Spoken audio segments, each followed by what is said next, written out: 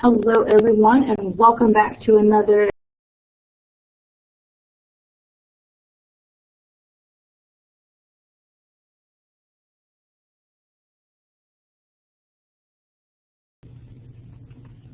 as we always have. We're going to start off with the objectives for the chapter, the learning objectives, so I won't read each one of these individually. I will allow you to do that for yourselves.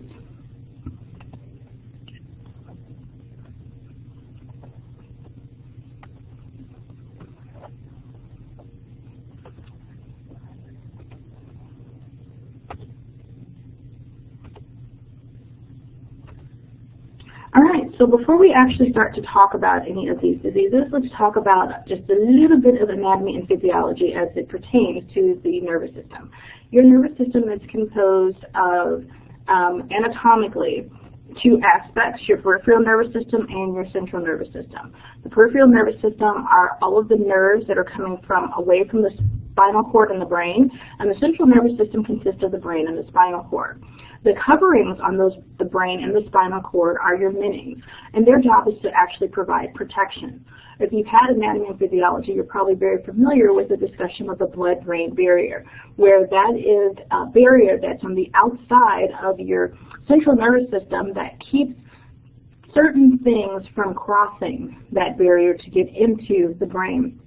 And it's formed by a special type of glial cells, and you'll talk about that more at length, or you already have in an A&P class. So there are different layers to these meninges, or these layers of protection.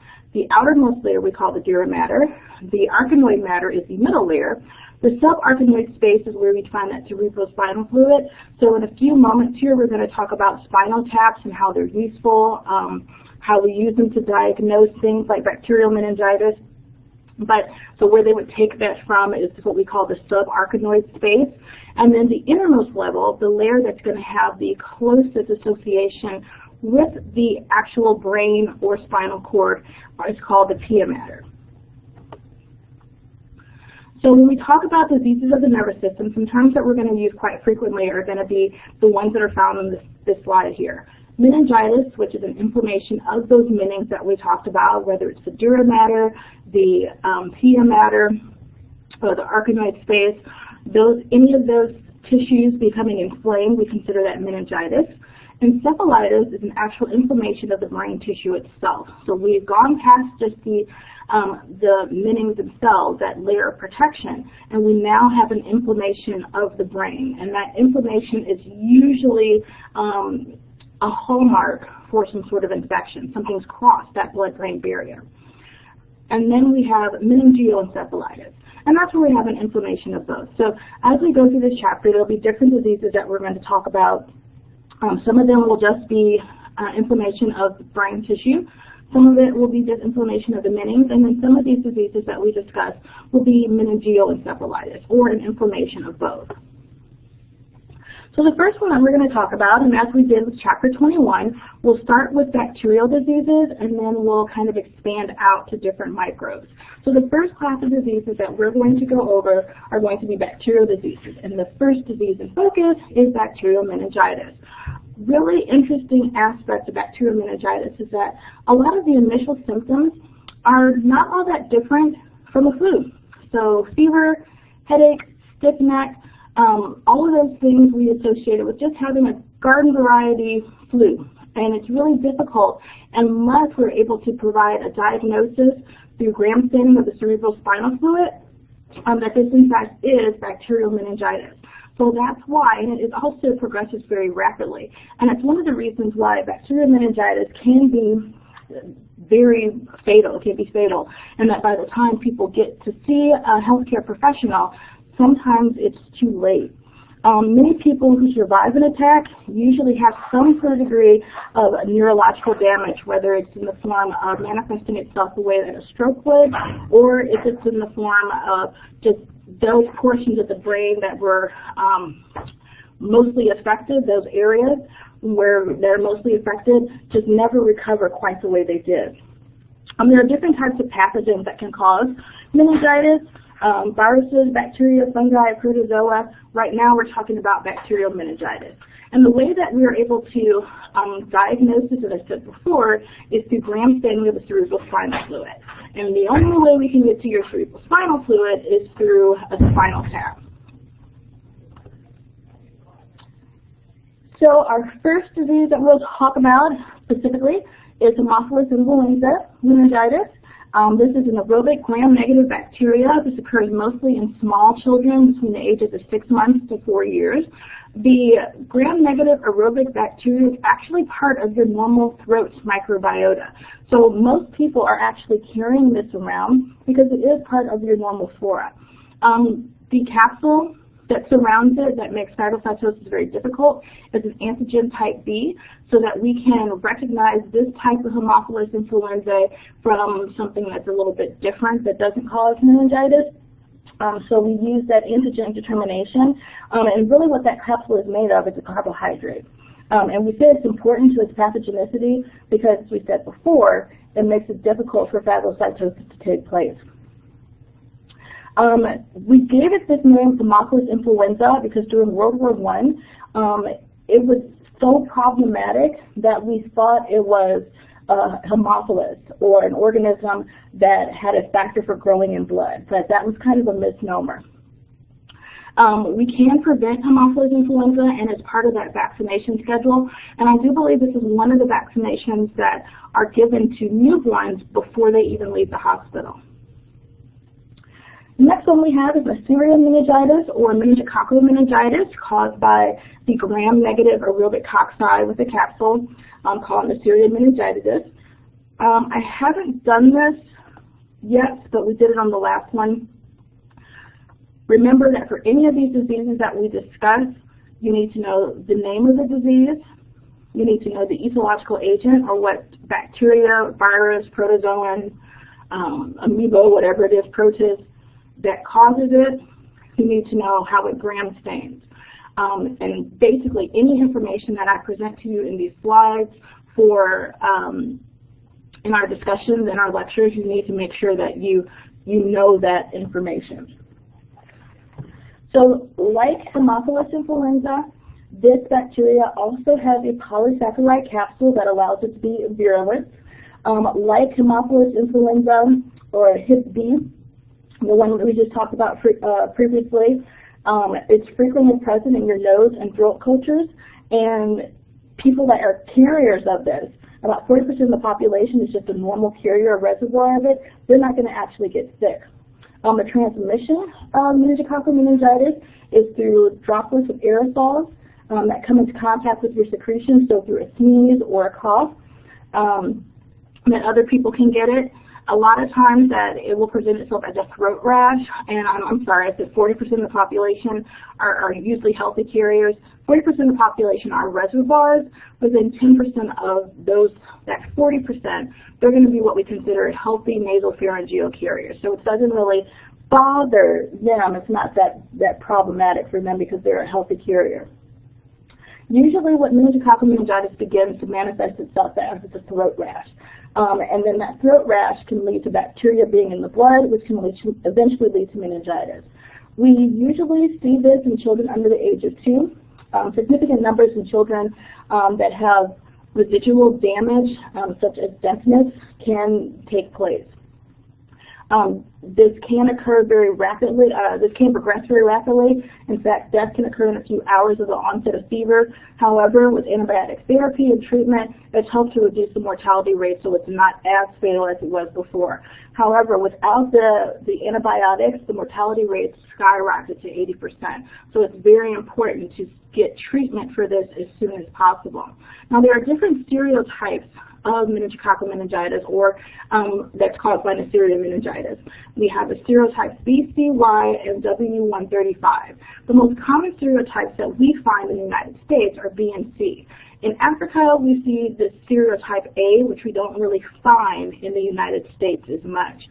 We do have a vaccination for this meningitis, and it's recommended for college students. Many of you guys that are First year, second year college students, you probably had to have this vaccination before starting school. When I was in college or first starting out in college, this was not a vaccination requirement, but over the last 10 years that's changed, and I know that for my nieces and nephews that have gone to college, that it is part of your admission process is to make sure that you get this vaccination. And the reason being is that remember that the way that it can travel is through droplets in the air. And with college students, typically they live in dorm settings, and in a dorm setting, at least the way that it was when I was in college, not everyone got their own bathroom. So you had to share a bathroom, you had to share very close living quarters with other individuals, and just a sneeze or a cough was enough to transmit this. So the crowding of susceptible populations in dormitories is what leads these sporadic meningococcal outbreaks. Before vaccination was introduced and made more mandatory, because the vaccination for it's been around since the 80s, but remember when I was in school it was not a mandated vaccination that you had to have in order to be admitted to college and to live in the college dorms. So before it was mandated, these outbreaks were a major problem in college dormitories and other places where we have very close living quarters as in military barracks. So they were the first to receive these vaccines as a result of their very close living quarters that they have. The disease is caused by the serotype B, which is the one that we have in the United States. Still is kind of an issue for us. The capsule is structurally identical to fetal tissue, and then there's some immune tolerance that renders the capsule poorly immunogenic. So it's possible that a vaccine for B, because right now we don't have a vaccine currently for B, it's possible that a vaccine might produce antibodies against the host. So notice that the ones that we have a vaccination for are not against the serotype B. Moving on to Streptococcus pneumoniae meningitis. So far we talked about 3 different types of meningitis. Haemophilus influenzae meningitis, we have vaccinations for that. Neisseria Meningitis or meningococcal meningitis, we have vaccinations for about 4 or 5 of the different serotypes that we commonly find. And then the next one that we're going to talk about is Streptococcus pneumoniae meningitis. All of these are inflammation of the menings, and they all, if left untreated, can be fatal. Like Haemophilus influenzae, the very first type of meningitis we talked about, it is a common inhabitant of your nasopharyngeal region, so about 70% of the population. This is also true for meningococcal meningitis, that there's just a portion of the population, they're just what we consider healthy carriers. They just carry it around. It is caused by Streptococcus pneumoniae, which is a gram-positive diplococci. Remember, Neisseria meningitis is gram-negative, as well as Haemophilus meningitis is also gram-negative. This is our first meningitis causing organism that is gram-positive, Streptococcus meningitis. We find it most commonly in children between the ages of 1 month to 4 years. This is another one of those vaccinations that they give pretty early on. I think it is a vaccination that they give in the hospital before baby even goes home with mom. The mortality rate of this is about 30% in children and 80% in the elderly. The vaccination for this is what we call a conjugated vaccine, which is modeled after the hip vaccine. And as I said before, it's recommended for children under the age of 2, simply because they have not been introduced. Their immune system is so new. They have not been introduced to this normal flora, and if it does get into their bloodstream and cause bacteremia, it can very easily cross their blood-brain barrier and may develop into meningitis. One of the discussion board postings that you had in our class here was about vaccination. Should unvaccinated children, are they a threat to vaccinated children as they play with them? And I think that as we discuss some of these diseases, maybe you can have a wider or broader understanding of this. One of the side effects of this vaccine is that in about 7 to 10 cases, it decreases the incidence of the inner ear infection for these children. A serious problem with meningitis and other diseases that are caused by this pneumococcal is a problem because a lot of them are beginning to demonstrate antibiotic resistance. So on Some other very common types of meningitis. The first one we'll talk about is listeriosis, caused by Listeria monocytogenes. Like Streptococcus pneumoniae, is a gram-positive organism, but instead of being a cocci, it is a rod-shaped organism. It is usually, so it is gram-positive rod. This says gram-negative, but it should be gram-positive rod. Listeria is usually foodborne. So for the Streptococcus pneumoniae, the meningococcal meningitis, and the Haemophilus influenzae meningitis, all of those can be transmitted through air droplets. This is the first one that is foodborne, so it can be transmitted through ingestion.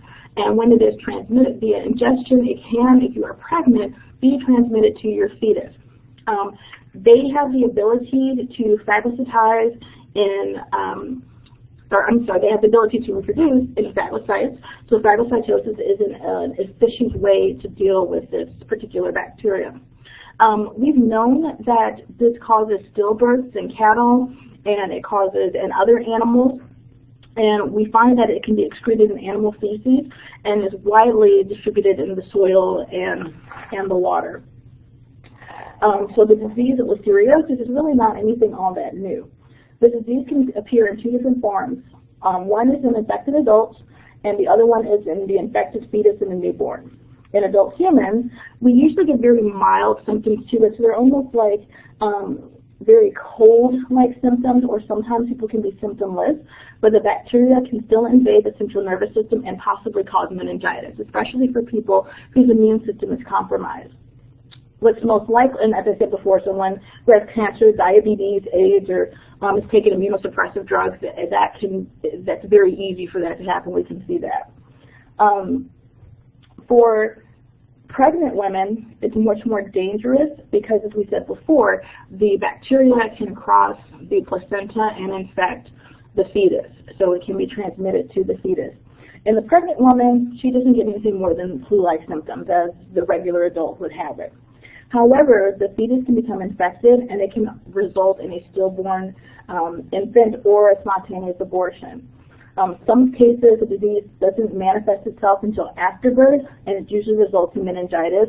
And at that point, it causes what we consider significant brain injury, and it could possibly cause death for the child. And we see the mortality rates of that at about 60%. Because this is mostly a foodborne outbreak, we don't really catch it in the wild like animals, cows and sheep that would experience listeriosis with. That we find it that in mostly ready-to-eat deli meats and dairy products. So they've been routinely, that's where we're finding it. So they recommend that pregnant women not eat lunch meats or deli meats unless they've been heated or warmed to try to kill the infection there, or kill the bacteria.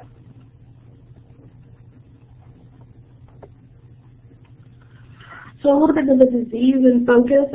Some of the questions on your next exam will kind of look like this. We'll have this sort of feel to them. Kind of case study sorts of questions. So we have a worker in a daycare center in eastern North Dakota becomes ill with a fever, a rash, a headache, and abdominal pain. The patient has precipitous clinical decline and dies the first day of hospitalization. Diagnosis confirmed by a gram-thin cerebral spinal fluid. Can you identify infections that could cause these symptoms? Absolutely. Every one of these meningitis that we talked about, except for listeriosis, would identify these could be possible infections that can cause these symptoms. So we have Streptococcus meningitis, meningococcal meningitis, Haemophilus influenzae meningitis. All of those are possible diseases that could cause this infection. They're all possible microbes that could cause this infection. What we have to do is that from the gram-thin cerebrospinal fluid, you have to see if it was gram-positive or if it was gram-negative. So here, it looks like we have gram-positive, purple, cocci on here, so our disease would be Streptococcus pneumoniae.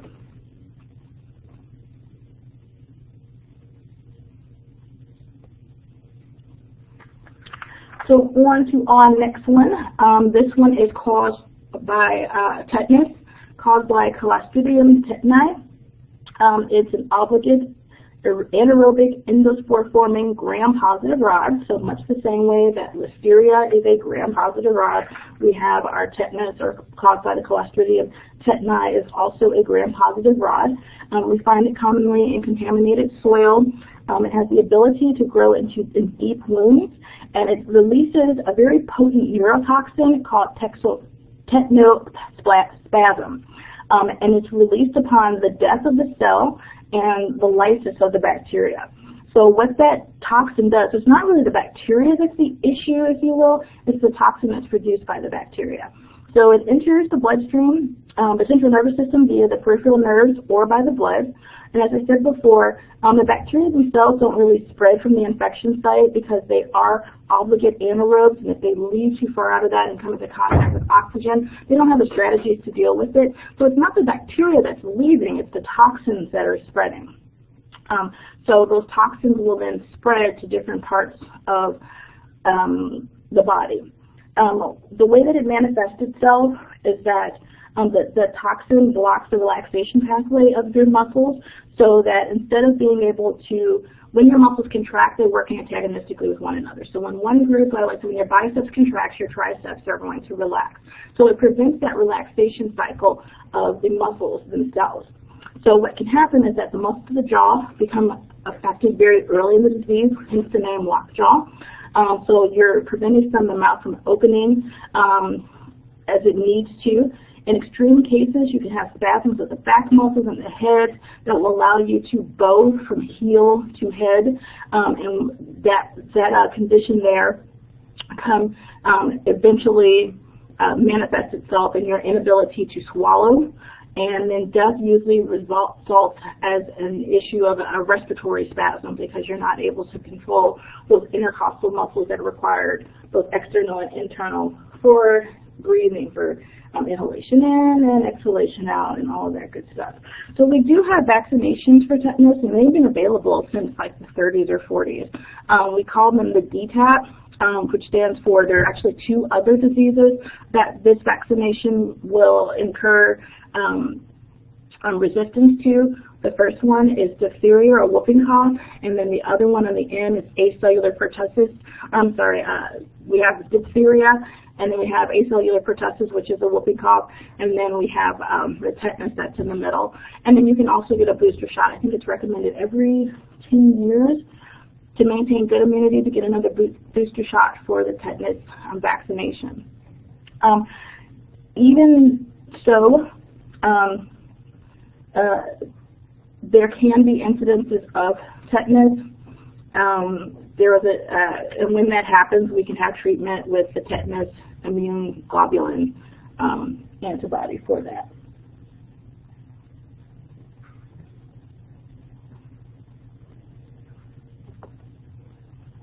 And here's just a picture of that bowing from head to back. This is actually a polar in the Napoleonic Wars. It was a British soldier, and we see this bowing that for this patient here actually resulted in the fractures of the spinal cord.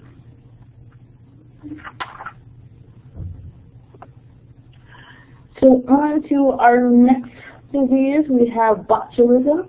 Botulism is caused by Clostridium botulism, so remember that tetanus was caused by Clostridium tetani. This one is caused by Clostridium botulism. Like Clostridium tetani, is also a gram-positive obligate anaerobe. It is a gram-positive rod, and like tetani, it's also found in the soil, and it can be found in some aquatic and sediment. Also, like tetanus, it's not really so much the bacteria that can be problematic, it's the toxin that is released from the bacteria. So that intoxication comes from ingesting the botulinum toxin. And what that toxin does is it blocks the release of a neurotransmitter that causes flaccid paralysis as a result of this. So and the neurotransmitter that it blocks the release of is acetylcholine. And acetylcholine, if you remember from AMP, is a very important neurotransmitter for your muscles and for your heart. So it's got a lot of things that it needs to do. And so what by blocking that neurotransmitter, it causes this flaccid paralysis. So it makes things not contract and relax, that cycle to happen in the same place. If you have an infection from this, the flaccid paralysis usually begins between 1 to 10 days after the initial infection, and then may progress and people can die from respiratory and cardiac failure. Nausea but no fever sometimes precede the neurological symptoms that we see from this, and the initial neurological symptoms can vary, but all sufferers end up reporting having like double vision, difficulty swallowing, weakness, and the incubation time can also vary as well. But usually between 1 or 2 days, we can see that that's about what the incubation time is. As we saw with tetanus, recovery from the disease does not confer immunity because it's the toxin that is released, not the bacteria, and we usually don't have enough of the toxin released to elicit an immune response or give you immunological memory. Botulism can be prevented with proper canning techniques. Usually the toxin is destroyed by most ordinary cooking methods that bring food to a boil. Sausage rarely causes botulism today because we put nitrates in them, but if you're making homemade sausages, then that was a big issue or a big problem, and it was shown to routinely cause botulism. Clostridium botulism is not found in acidic food, so therefore tomatoes can be preserved safely without the use of a pressure cooker. There have been some cases of botulism in acidic food, but it's too acidic and doesn't support the growth of it. So proper canning using a pressure cooker is a very important aspect of keeping this at bay. There is different types. Oops, wrong way. Different types of botulism. We have infant botulism and wound botulism. Infant botulism is going to affect, as it says, infants. This is from the ingestion of honey. So nearly 100 cases of infant botulism happen in the United States, and we see this, as I said before, from honey. So, and remember, for a newborn or a small child, their immune system isn't really fully developed yet, and so when they ingest this botulism, and it can grow in the intestines, and it can very easily get into the bloodstream. So that's why it's recommended that children under the age of 1 don't get honey.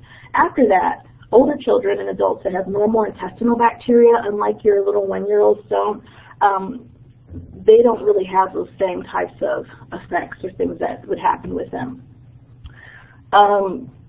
As I said before, a lot of times when we think of botulism, we think about improper canning, and there's a case of where an entire family, just about, there were 12 deaths as a result of eating improperly canned green beans as a result of botulism.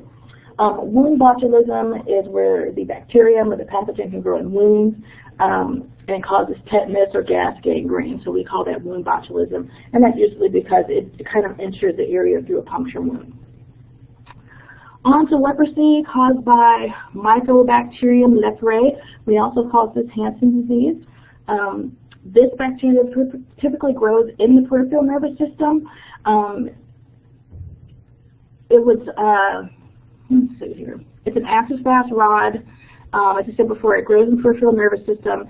And in order for leprosy to be transmitted, it has to have prolonged contact with the infected person. So if you'll remember from history classes that if you were a leper, you were usually outcast and made to live with other lepers.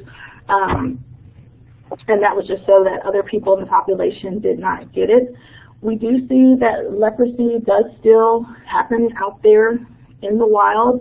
We find Mycobacterium leprae in armadillos, and in fact, we can't really grow it on its own in laboratory studies in media, so we use armadillos as a way to culture it. There are several people who have contracted leprosy from armadillos in Texas, and that's because armadillos are just very common in Texas. We have two different forms of it. We have tuberculosis leprosy, and we have leprotomatis. And the most progressive form of it is the leprotomatis, leprosy. And that's when you have those disfiguring nodules all over the hands.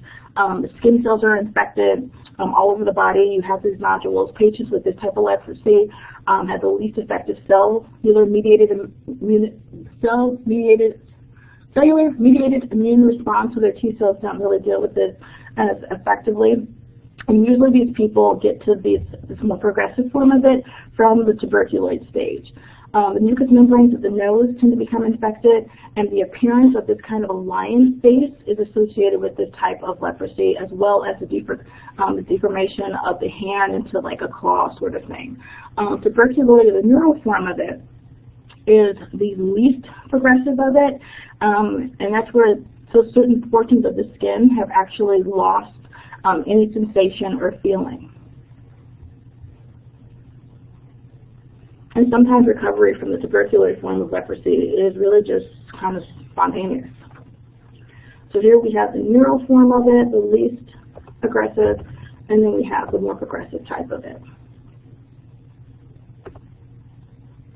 So now we are finally getting to some viruses. So everything that we talked about so far, whether it's been leprosy or botulism or tetanus or any of those meningococcal bacterial disease that cause meningitis, Haemophilus influenzae, meningococcal meningitis, pneumococcal meningitis, all of those have been bacteria so far. So now we're finally getting into some of the viral diseases here. So the first viral disease that we're going to talk about is polio, caused by the polio virus. I'll bring my sun back out here.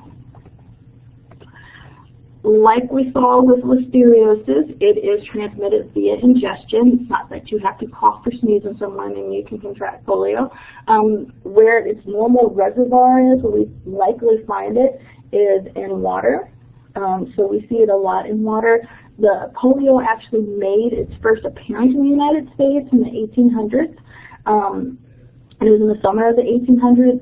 After that, for decades, people were afraid to send their children outside. In fact, there are so many propaganda posters or advice posters from doctors or physicians' office that say, you know, to keep your children safe, keep them inside. You know, don't allow your children to go outside, because they didn't really know exactly where this was coming from. There are many victims that were killed as their respiratory muscles were paralyzed.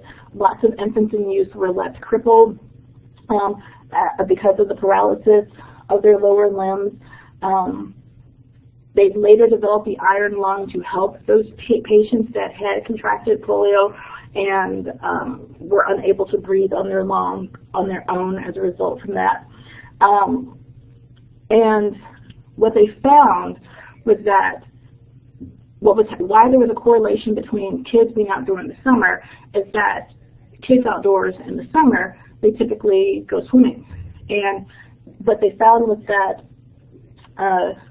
the sanitation system was not quite what it needed to be, but it slowly started to improve. But what was happening was that these kids were ingesting, when you go swimming, you're never going to get some water in your mouth. They were ingesting this contaminated water which contained the feces. So improved sanitation delayed the exposure to the polio virus in the vaccine, to the polio virus in people. As I said before, you have to ingest it. Destruction of the motor cells, the cells are responsible for, your brain tells your arms to move, and then your arms move. We have those paralysis of those motor cells and destruction of them in about 1% of the cases. Because it has to be ingested, the primary areas of multiplication are the throat and the small intestine, so that's what kind of accounts for the initial symptoms of sore throat and nausea. Then the virus makes its way to the tonsils, the lymph nodes of the neck, the ileum, which is the last portion of your small intestine, and then it finally can make its way into your blood, which we call viremia. In most cases, the viremia is only transit, and the infection does not progress past the lymphatic stage, and the clinical disease doesn't manifest itself. However, if the virus penetrates the capillary walls of the central nervous system, then, and because they have a high attraction to these nerve cells, then do we see this, the virus multiplying on those motor cells, thus killing them and causing paralysis. We do have a vaccination for polio, and the vaccination that we currently use is what we call the Enhanced Inactivated Polio Vaccine. And here's just a picture of kind of the worldwide annual incidence of polio, how those numbers have changed and how they're dropping. Before we go any further, there are two types of vaccinations that we have for this. We have the Sabin vaccine and we have the Salk vaccine.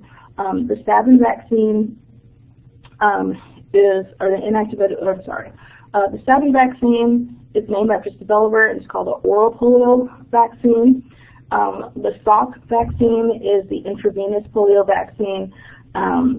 And the advantages of the Salk vaccine or the intravenous polio vaccine is that when it is administered, you get near universal protection. So the high rates of vaccination allow for polio to be pretty rare, and we don't really see it a whole lot in the world, and especially not in the United States. The intravenous vaccine is kind of expensive, so that's why this Sabin vaccine is used more readily. So next viral disease we'll talk about is the rabies virus. Rabies is caused by the rabies virus. It's transmitted through an animal bite. Two different classes of rabies. We have the furious form of it, or the classical version of it. Animals or people with furious or classical rabies are very restless, and then they become very excitable and just will go off and snap at anything within their reach, and that's what elicits that biting behavior. And that biting behavior as well helps to maintain the virus in the population, so that animal will bite someone else, and then that rabies will spread. When paralysis sets in, the increase of saliva flow happens, and because of that increased saliva flow, swallowing also becomes very difficult, and then what happens is that from that point, the disease is fatal within a few days. Paralytic rabies, the animals seem kind of out of it. They're kind of unaware of their surroundings. They have very minimal excitability. We find this most commonly in cats. The animal is kind of quiet, and even if you just handle it, it might get really irritable. And this similar type of manifestation happens in humans, and sometimes they think it's Guillain-Barré syndrome, which is also a form of paralysis that is transient but sometimes fatal, or other neurological diseases. So there is some speculation that Guillain-Barré's disease and rabies are kind of closely related to one another, but caused by slightly different forms of the virus. The way that rabies moves, what we call retrograde transport, in that it makes its way, or retro meaning throwback, which means it makes its way from the bite that happens in the peripheral nervous system on its way to the central nervous system. And we can see that kind of retrograde transport happening in this picture here. And then by the time the virus reaches the brain, it causes this fatal encephalitis, and also reaches the salivary glands, and this individual were not in a hospital controlled setting, he would bite other people, or he would he could be a vector to spread this.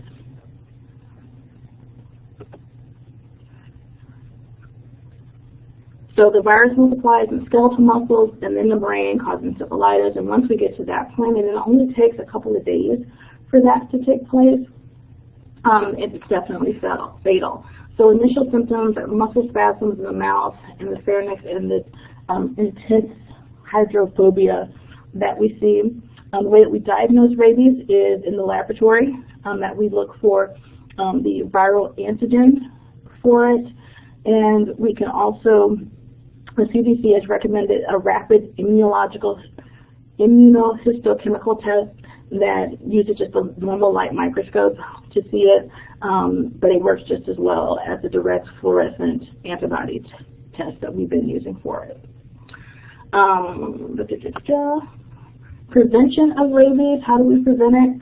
Only really high-risk individuals get the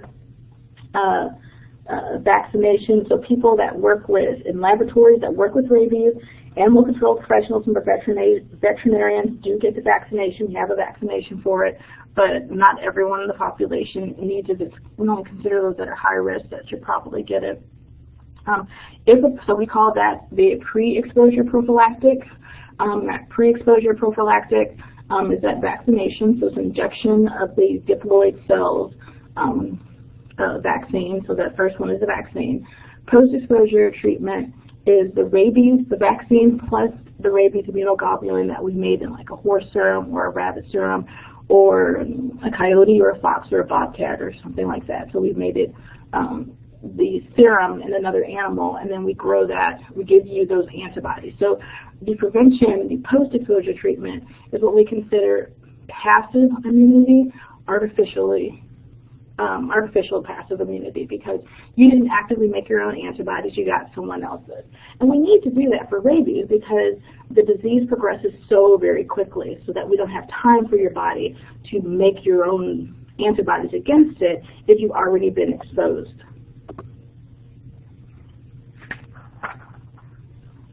So the next class of viruses, we have arboroviruses. Arboroviruses are encephalitis that are caused by mosquito-borne viruses, pretty common in the United States. The newest or the latest of these arboroviruses, if you will, is Zika, the Zika virus that we've talked about. And as some of you all have pointed out in class, that in much the same way that other arboroviral diseases have made their way from sort of sub-equator places, like we saw it happening in Brazil and Central America. As the weather changes, those mosquito populations, the virus, if you will, starts to make its way further north into the Mississippi Valley region. So even in this area here, so if you've been following Zika virus in the news, you probably noticed that the CDC has really kind of ramped up its understanding and discussion of prevention techniques, because the CDC has completely identified a link between infection of the Zika virus in pregnant women and microcephaly in their children that are born. The biggest and greatest, most well understood, the easiest prevention of any of these arboroviruses that we're going to discuss is controlling the mosquito population.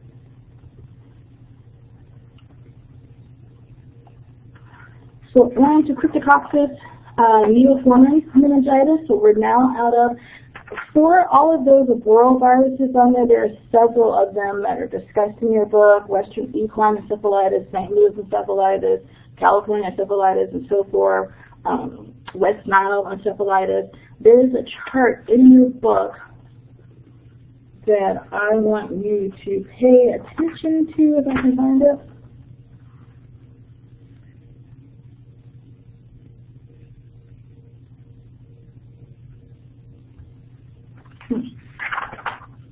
Okay, so it's on page 634 in your book, and it just talks about the distribution of each of these different arborovirus encephalitis. It talks about the mortality rate and their vectors. So the things that I want you to know is know the disease, and then I also want you to be able to tell me what the reservoir is, whether they're birds or horses, and then the name of the mosquito vector. So disease, mosquito vector, and reservoir on page 634 in your books. I'll be wanting that kind of information. So the next one that we're going to talk about are fungal diseases.